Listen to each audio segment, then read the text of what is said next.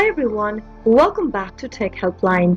Today I'm going to be showing you how to delete GroupMe chat message. Watch the video till the end and don't forget to subscribe to our channel by hitting that subscribe button. Press the notification bell so that you'll never miss another upcoming upload from us. Open up a web browser to get started and log into your GroupMe account by typing in www.groupme.com and press enter on your keyboard. Soon after you're logged into your GroupMe account, go ahead and select the chat thread from where you'd like to delete a message from. Go ahead and find the message you'd like to delete and click the three dots right next to it. Now click on delete in the pop-up and confirm deletion by clicking delete one more time.